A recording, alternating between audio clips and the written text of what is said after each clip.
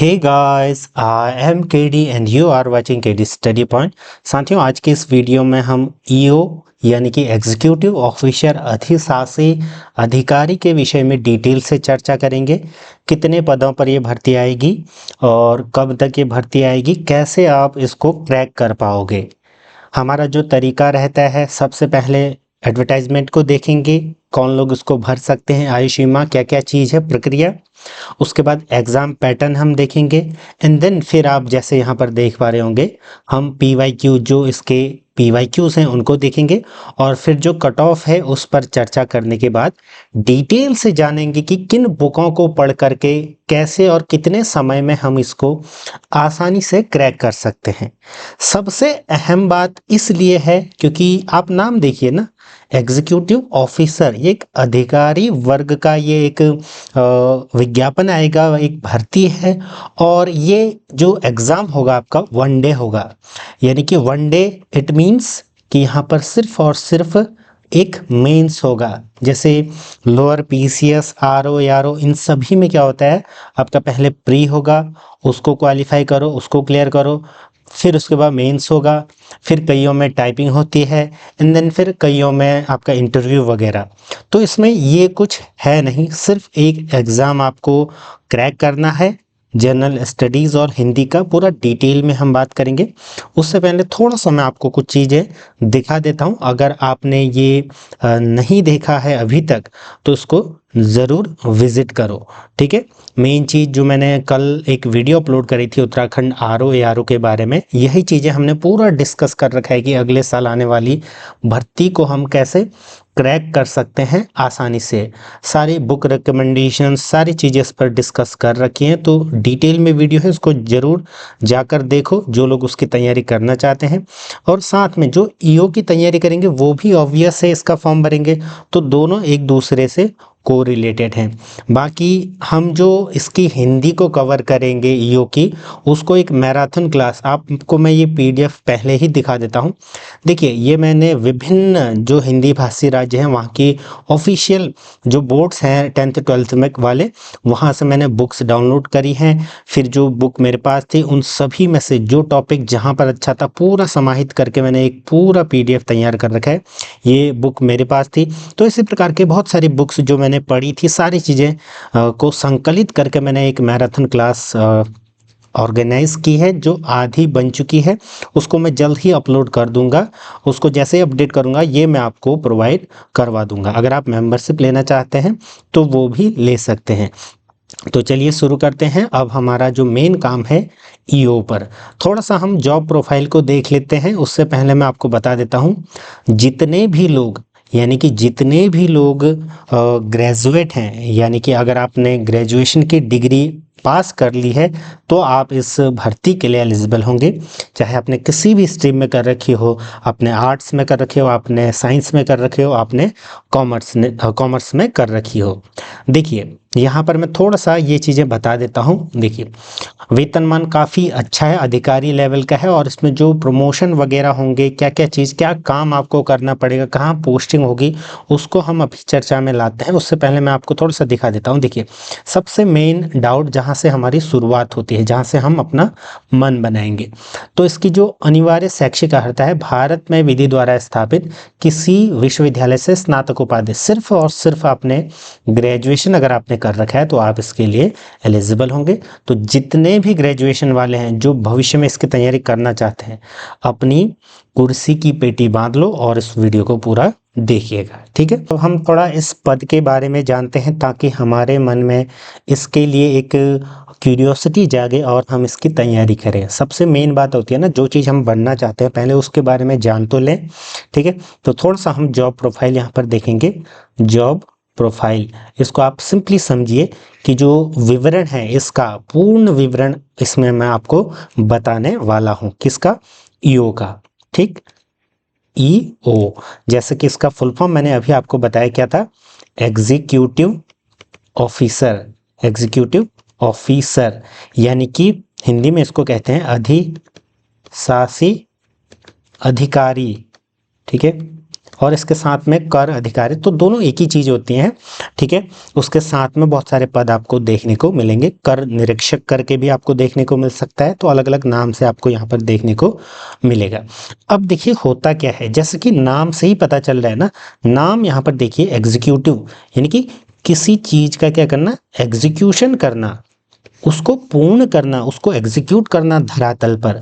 तो इसका मेन काम क्या हो गया, इसका मेन काम हो गया किसी भी चीज को एग्जीक्यूट करना, किस लेवल पर, तो यहाँ पर मेनली प्रशासनिक इसका काम होता है, और कहाँ पर, नगर पालिकाओं में, नगर पंचायतों में। तो बेसिकली ये क्या है, एक शहरी जॉब है। अब नगर पालिका कहाँ पर होती है भाई, आप देखिए ना, ग्राम पंचायत अलग है, नगर पालिका नगर पंचायत अलग है ना। तो बेसिकली आपका अच्छा वर्क है लेकिन फील्ड वर्क है, ठीक है। मेन काम क्या हो गया, तैनाती आपकी यहाँ पर होगी। मेन काम हो गया प्रशासनिक जिम्मेदारियां, यानी कि प्रशासनिक जिम्मेदारियां। तो ये एक प्रशासनिक अधिकारी है, नाम से ही पता लग रहा होगा ना, अधिशासी अधिकारी। तो ये वनडे एग्जाम में अधिकारी बनने का सबसे शॉर्टेस्ट फॉर्मेट, ठीक है, यही है। आप सिंपल एक एग्जाम क्रैक करो और आप अधिकारी बन जाते हो, ठीक है, नाम से ही आप समझिए।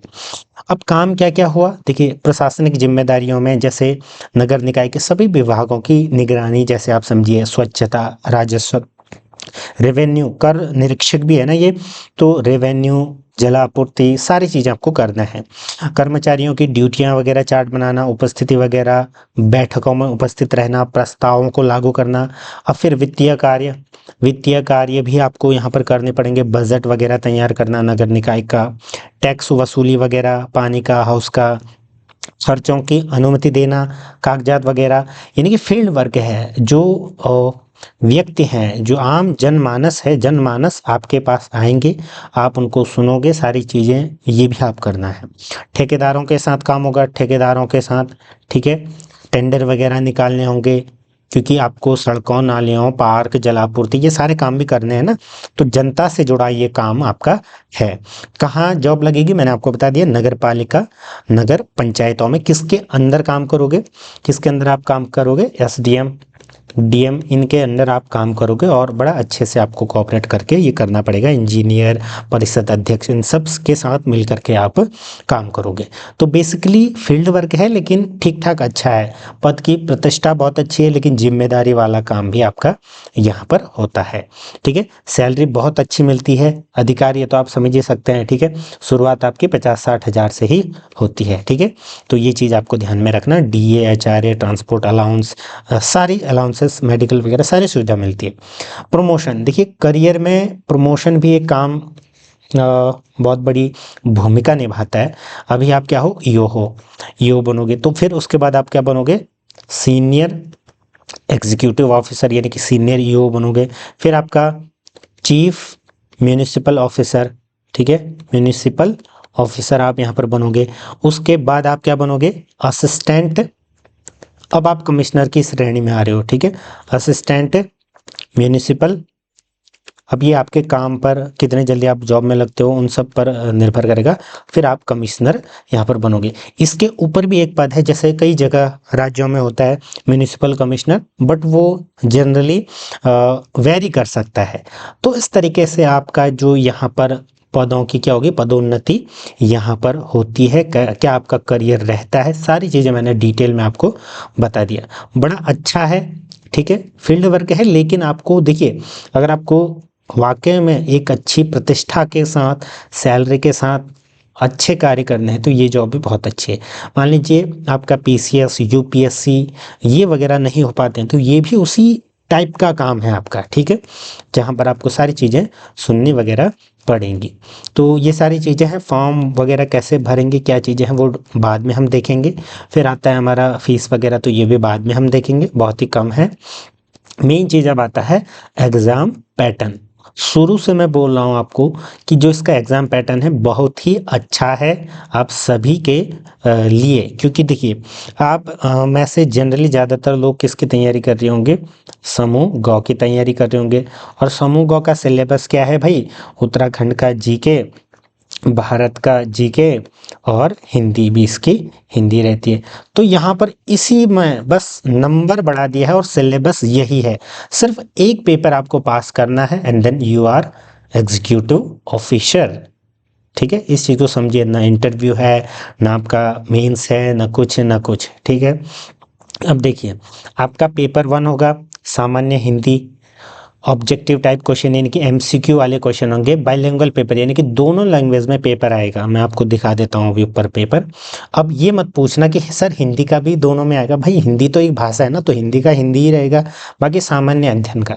ठीक है, 100 पूर्णांक रहेंगे, प्रश्नों की संख्या 100 रहेगी, 2 घंटे का आपका समय। ठीक, प्रश्न पत्र सेकेंड आपका रहेगा सामान्य अध्ययन यानी कि जनरल स्टडीज। ठीक है, स्टडीज आपका रहने वाला है। ठीक है, 200 क्वेश्चंस, 200 मार्क्स और फिर 3 घंटे का आपका समय, यानी कि टोटल 300 अंकों का आपका पेपर होगा और इसी में से आपकी मेरिट बनेगी और आपका चयन होगा। ठीक है, फिर देखिए अब इन सभी में से निगेटिव मार्किंग होगी, ऑब्वियस है।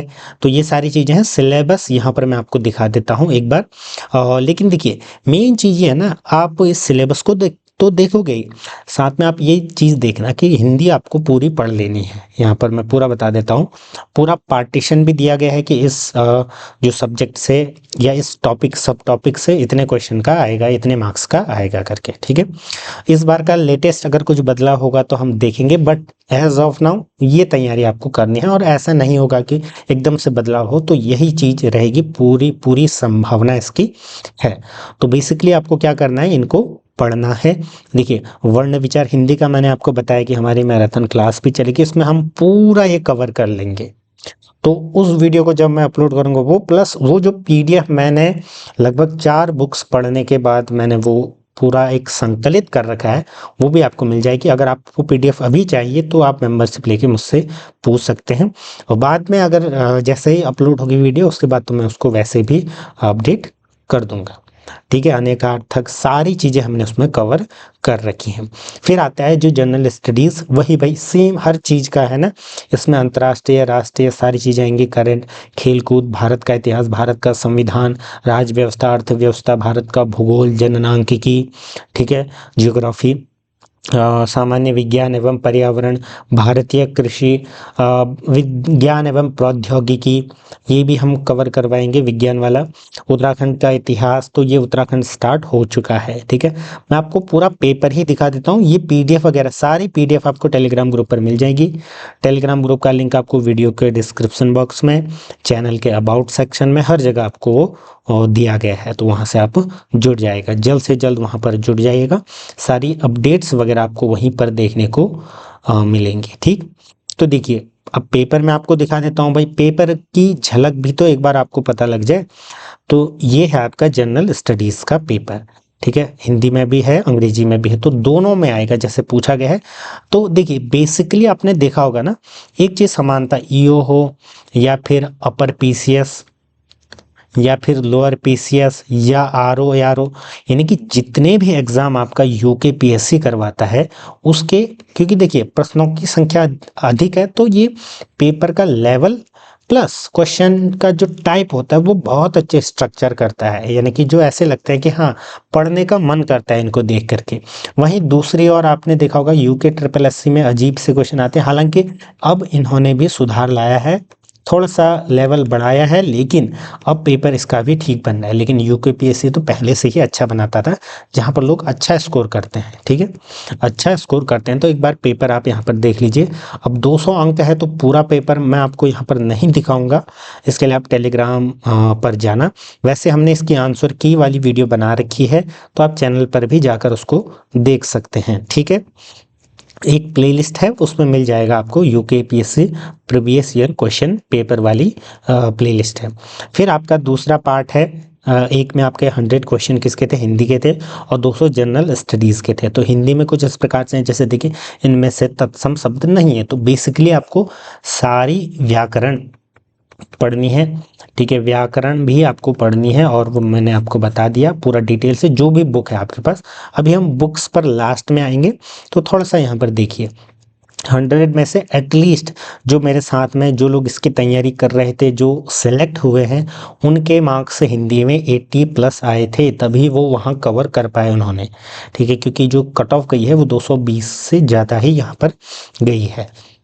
ठीक है, तो एक बार मैं आपको ये दिखा देता हूँ, ये पेपर आप देख लीजिएगा, टेलीग्राम ग्रुप पर मैं इसको शेयर कर दूंगा।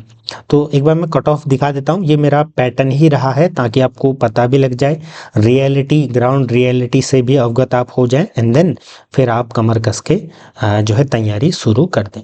तो देखिए मेन चीज़, अनारक्षित यूआर के लिए आपकी जो कट ऑफ गई है 221, जो कि ठीक है भाई। अब देखिए जहाँ पर 100 की हिंदी है और 200 की जीके, तो 221 ठीक है ना। अगर आप मान लीजिए 200 जो आपकी जनरल स्टडीज़ है उसमें कम भी स्कोर करते हैं, तो हिंदी में आप 75+ 80+ आप स्कोर वहाँ पर कर सकते हैं। ठीक, एटलीस्ट 70-75 तो आपको लाने ही पड़ेंगे अगर आपको फाइनल सिलेक्शन लेना है तो जिनकी यहाँ पर कोई भी रीजनिंग वगैरह मैथ्स नहीं है, तो एक फ़ायदा तो वैसे ही हो गया, जो लोग यहाँ पर एक फेयर कंपटीशन चाहते थे, जो चाहते थे कि हाँ जो सेंट्रल की तैयारी कर रहे हैं उनको थोड़ा सा अपर हैंड उनका फ़ायदा हो जाता है, तो यहाँ पर कुछ नहीं होने वाला। ठीक है, ये सब आप ही के लिए है, तो जो लोग भी इसकी तैयारी करेंगे बड़ा अच्छा है। देखिए अनारक्षित महिला के लिए क्या है, फिर अनाथ प्रभावित बच्चे, कमज़ोर वर्ग EWS का देखिए 217, फिर महिला के लिए 206, OBC 218। ठीक, फिर देन देखिए पूरा चीज़ आपको यहाँ पर देखने को मिल जाएगा SC ST और दिव्यांगजन सभी के लिए। तो इससे एक आइडिया लग जाता है ना कि अब हम अपनी तैयारी को किस तरीके से धार दे सकते हैं। अब थोड़ा सा बुक रिकमेंडेशन पर आते हैं। बुक, ठीक है, रिकमेंडेशन, ठीक है। देखिए बुक रिकमेंडेशंस में मैं आपका रखूँगा पहले नंबर पर हिंदी के लिए। देखिए हिंदी के लिए आपके पास जो भी है, if you have Lucent GK, ये भी बढ़िया बुक है, किसी भी पब्लिकेशन की कोई भी बुक हो।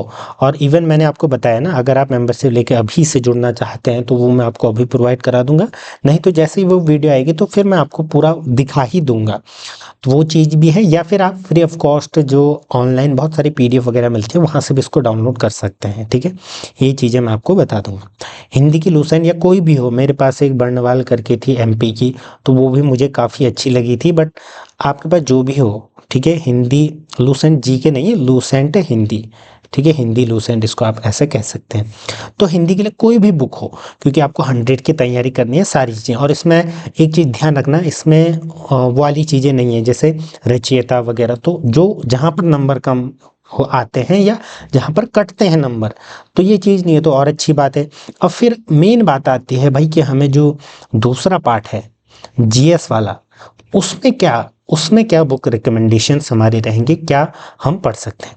तो जैसे कि मैं भारत के GK के लिए तो मैं हमेशा बोलता हूँ, भारतीय GK इतिहास सभी के लिए मैं आपको बोलता हूँ क्विक बुक, ठीक है, क्विक GS बुक बाय, आप सभी लोग जानते हैं मैं क्या बोलने आ रहा हूँ, ठीक है, दृष्टि। ठीक है, दृष्टि की एक बुक तो बहुत अच्छी है। उसके साथ में मैंने आपको बताया, देखिए अन्य चीज़ें भी बहुत अच्छी हैं उसकी, लेकिन उसमें बहुत डिटेल में दिया हुआ है।